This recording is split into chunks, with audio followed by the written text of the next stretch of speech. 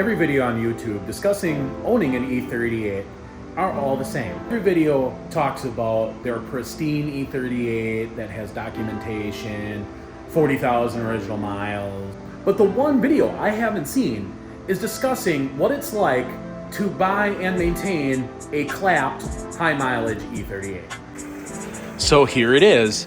This is my clapped E38. I know I've discussed this on my other videos, but let's just do a quick refresher. This is a 2001 740i M Sport. It's got 252,000 miles on it. I have no clue what owner I am, but I would assume number 150. I received it in a trade for my 2006 X5. I am lucky enough that there are no dead pixels. However, there are an absolute ton of lights on. This is just a regular Christmas tree. The interior has some broken pieces, a broken glove box, and some glue that is no longer sticky. And now we're gonna play every BMW owner's favorite game. How many windows actually roll down? So let's see. Nope. Okay, so we got one.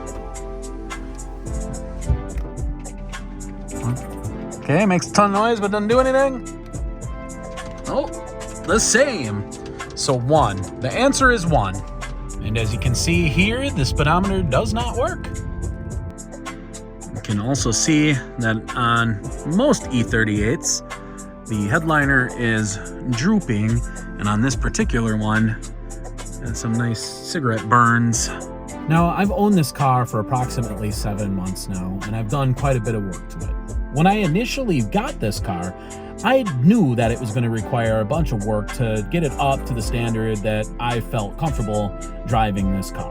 And honestly, I think that's a lot of E38s that you find in the market today. It seems like the ones needing at least a little bit of work, if not a lot of work, are certainly more common than the absolute pristine examples. So I figured it would be a good time to talk about what does it really cost to maintain an E38 that actually needs some work. Nothing that's just sat in a garage and been babied its whole life. So right off the bat, I had to purchase a set of front tires, so I got some General G Maxes, and I was able to get those for a relatively good price, but even at that point, it was still like $250 for the front pair. And just like most BMWs of this age, the suspension really needed a lot of love. So I went about ordering the parts that I needed for that, and at least got that going as to the point where I felt comfortable driving it and not like the car was a death trap. Also, about a month after I got the car and started driving it a little bit, it started to develop a coolant leak, which I later diagnosed as a failed water pump. So I brought it over to the guys at NC Auto Anything here in town, which is a shop that works on all cars, but does specialize in Euro cars. Knowing that the car needed tie rods and a water pump, I brought those parts in, and then I found out that the car also needed a wheel bearing. Doing the water pump, wheel bearing, and the tie rods, plus doing a one-over of the vehicle just to inspect it and see if there were any other major issues, ended up costing me roughly $1,000, which is an absolute fantastic price for the work that was done, but still is a significant bill if you weren't expecting to spend that. I then had to change the cam position sensor, which I actually do have a video and I can link it in the description. But the cam position sensor, even though it's an easy fix, was still $60 from FCP Euro. If you've been watching my other videos, you know that while I was on the Door County Rally with this very E38, that I had a flat tire and ended up stuck about 100 miles away from home. So at that time, I had to order a set of brand new rear tires for the car.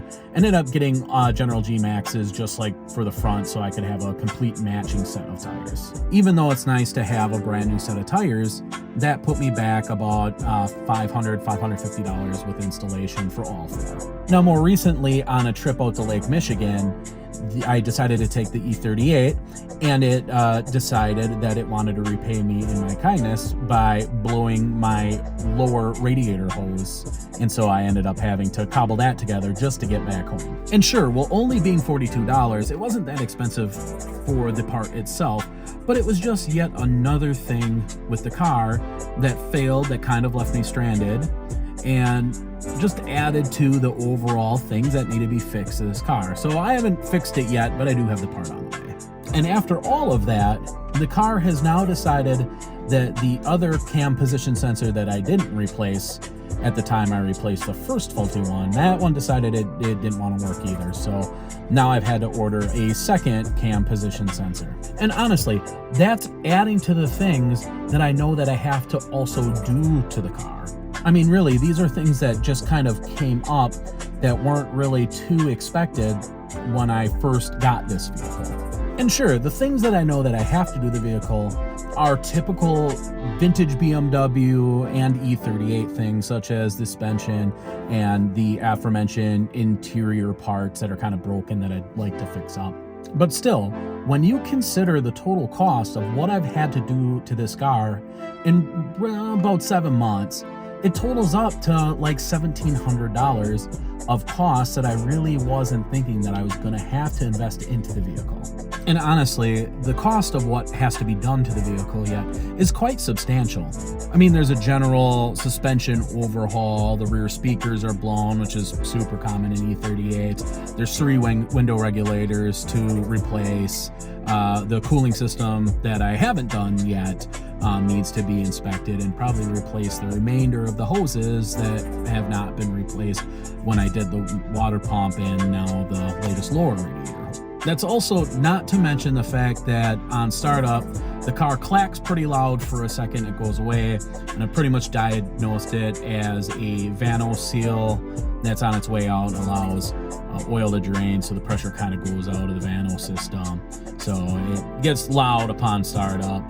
It's not a functional issue at this point, but I do need to address it. And anyone that knows Vanos and BMW engines, Vanos stuff gets pretty expensive to replace, so I'm not excited about that. And also on this V8, there is the dreaded timing chain and guides that I need to address. I'm really not so worried about the timing chain at this point, as it was replaced in 2015 with documentation. And it really isn't an age thing, it's a mileage thing.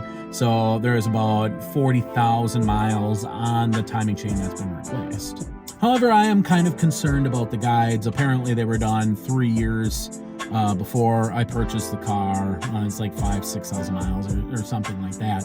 But I genuinely am worried and really should get those inspected. And if those need to be changed, that's another hefty bill. So really, when you consider the total cost of getting an E38 up to a really good place, I've already invested the $1,700, and we're probably looking at anywhere from $2,000 to $3,000 worth of work to get this car back to being reliable where it really doesn't need anything. When you take a look at the total cost of owning a car that has not been maintained, it can be extremely staggering. And this car does have a rebuilt title with 252,000 miles. So for me to get it back to that place on a car with a rebuilt title with that kind of mileage, you know, like if you're talking from $3,500 to $4,500, I mean, that's really what the car is worth.